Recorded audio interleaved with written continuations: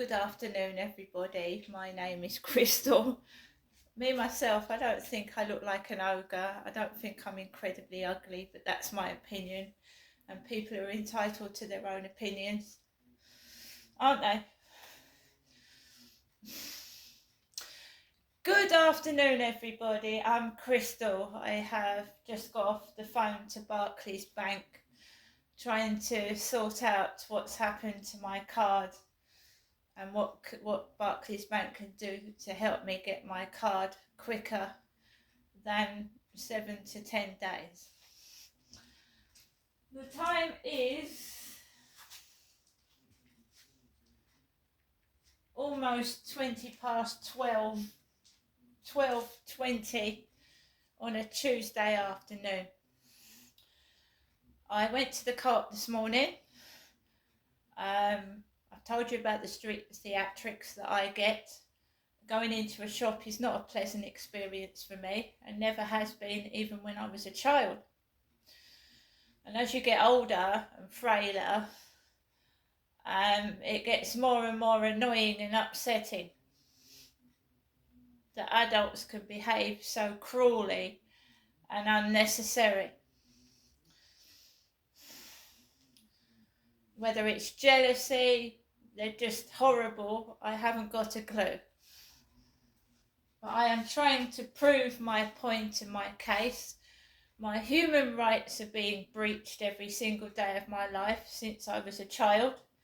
There's somebody listening to my conversations, and I am an adult. I have not given my mother permission to interfere in my affairs. I am an adult.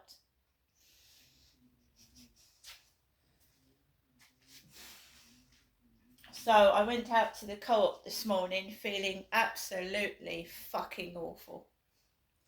As you can imagine, the bank stopping my card yet again, and the worry of when it's going to come. My shopping is going to have to come later until my bank card arrives, which has shoved my shopping out the window. So I'm going to show you what I got from the co-op first of all. There's the newspaper today, the Daily Mail. King Charles, Kate Middleton on the front page. As royals mark the 80th anniversary of the Auschwitz liberation, Robert Hardman's haunting dispatch. Before that gateway of death, they gathered for the last time the handful of eyewitnesses to history's greatest abomination. Right underneath King Charles's face. History's great abomination. That dreadful watchtower had been encased in a colossal heated tent, a cattle wagon parked beneath its arch.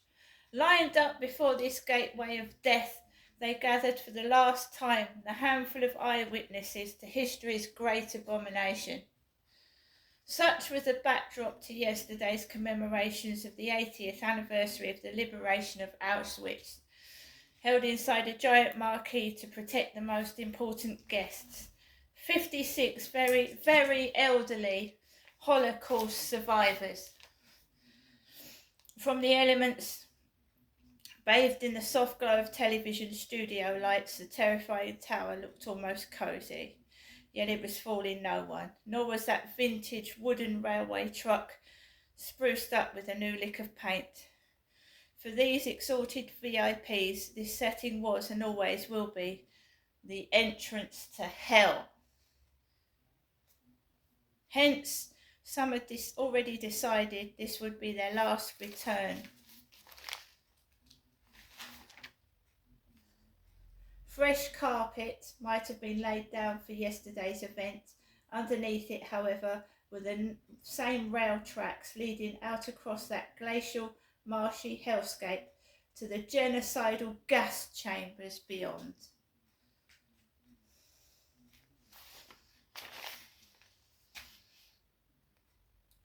the Nazi Germans' extermination of Jews, killing them by deadly gas, mothers and children. Got the newspaper. A medium soft white Warburton's loaf. 1 packet of Jelly Babies. Mr. Kipling's Battenberg cake.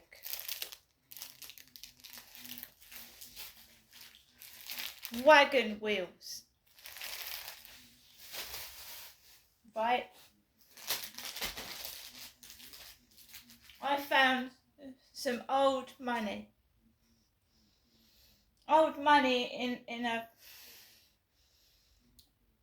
box which reminded me of hard times in Gloucestershire when I was struggling to eat and survive with my small children and coming against the most utmost cruelty that I had suffered in all my fucking life.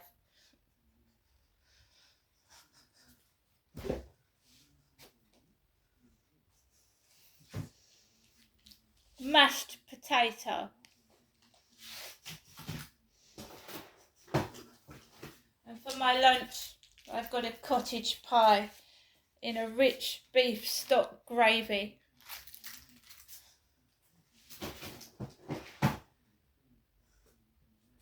When you're a child, when you're a kid, and of course milk, I showed the 4 pints. It was milk and bread I needed. I was only able to afford the extras because I found some coins and I stuck them in the self-assessment machine in the co-op.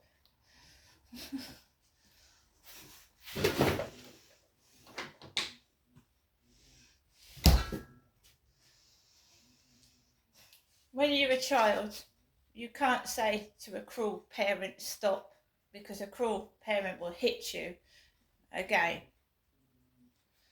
When you're an adult, you can choose to say, no, I've had enough, leave me alone, I don't want any more of your cruelty. And that's what I've done. Okay.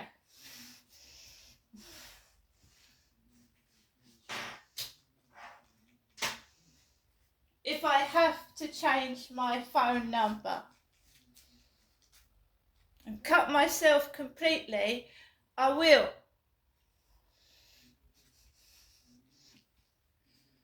Who on earth leaves messages frightening like that on somebody's answer phone?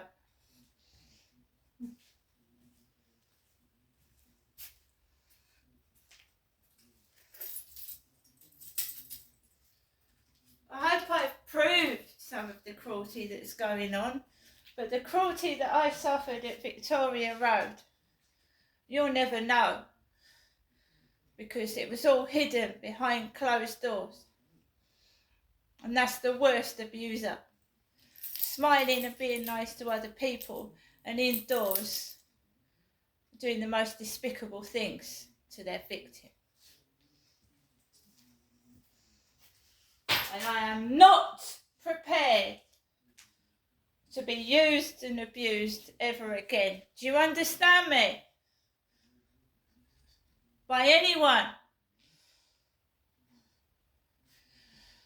So I took Max out after I'd gone to the co-op. I wasn't expecting things to change because, you know, after you've been a sex toy for I don't know how many of the perverted arseholes that are doing this to me, you don't know what to expect when you go outside your front door.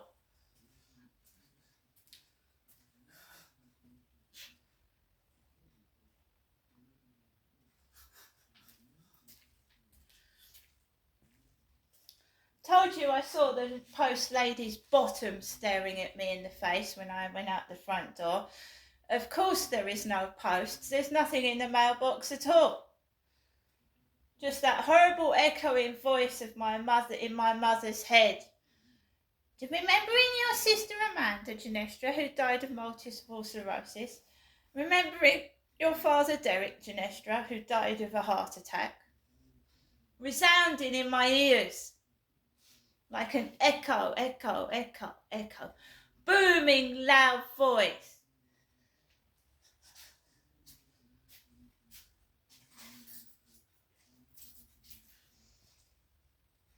didn't have a great walk, but I made myself go outside, even though I know I was going to get it again. The bullshit crap. Sitting there with their bums and their shirts hanging out at me, thinking they're going to get all that again. What evil bastards they are. Evil.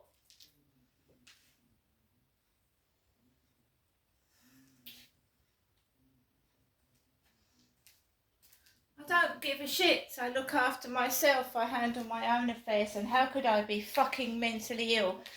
If I was nuts, do you think I could make a call to the bank to sort my fucking card out?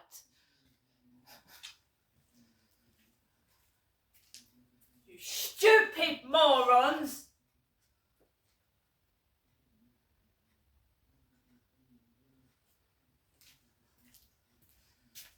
Came home after a few bum salutes from members of the public.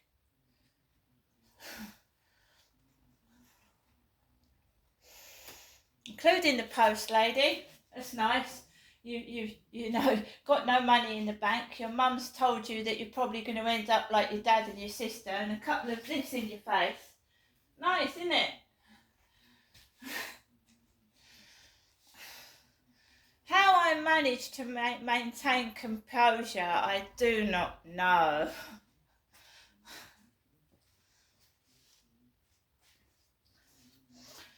So, guys, came back home and made myself a cup of coffee, calmed myself down, and I phoned Barclays Bank. And at first, the woman on the phone was a bit like, you know, not rude, but she was very abrupt. And then when I calmed her down and explained the situation, she's actually helped me out and sorted everything out for me. She agreed that the guy that I phoned up yesterday shouldn't have given me a card number over the phone. So she's contacted his line manager to educate him not to do that again. I was waiting on the phone about 10 minutes while she actually sorted out a courier, which is going to come out by Thursday, with my new bank card, which I personally have got to sign for.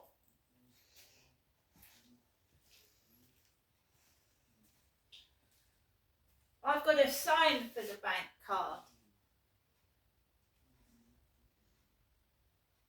Because there's a scammer and a fraudster out there that keeps going down my bank account trying to take my money. It's got to be signed for. So there was no crossness. One cross. After all, they record phone conversations and it's sorted out. Right? I've got food to last a couple of days. I've got corned beef and mash. I've got my cottage pie. So the card should be here Thursday. Right? What happened in the past shouldn't have happened, because they should sort it out. You shouldn't have to, in very exceptional circumstances, you should not have to wait 10 days for a new card.